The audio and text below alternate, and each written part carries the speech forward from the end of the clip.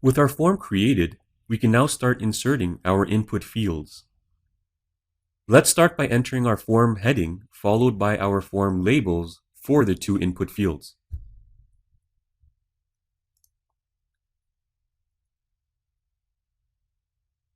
In the first row and first column, we'll enter employment application.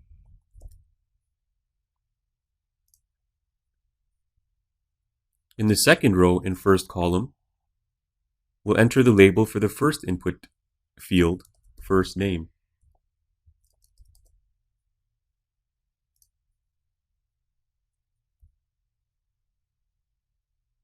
And in the third row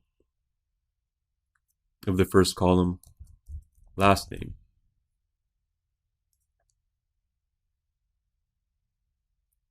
With the labels entered, we can now start putting in our fields. The first name field will require a basic text input field. The HTML code for an input field is as follows.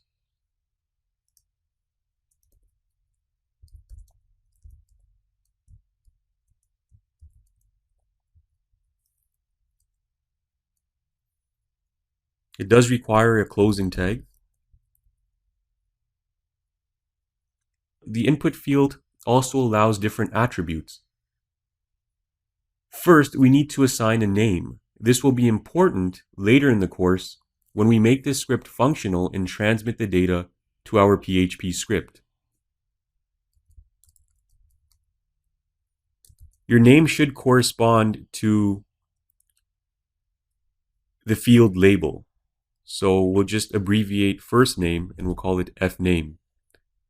Try to avoid capital letters, special characters in the name, because that will cause complications later on when we attach this form to our PHP script and retrieve the data from these form fields.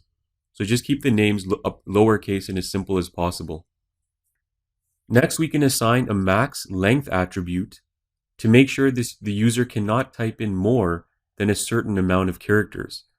So for example, say most first names wouldn't exceed 50 characters.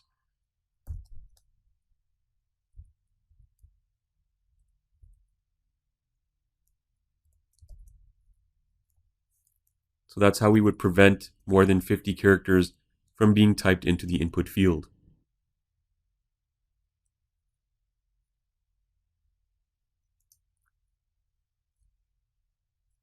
And that's it for the first text input. Now let's copy this block of code and paste it into this column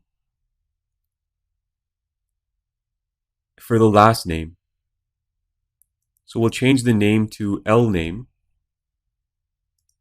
And that's it. Let's go ahead and save the file and make sure that our first two form fields are visible. So that's what that should look like up to this point. We have the form labels, first name and last name. We have the title of the form, employment application, and we have our first two text input fields.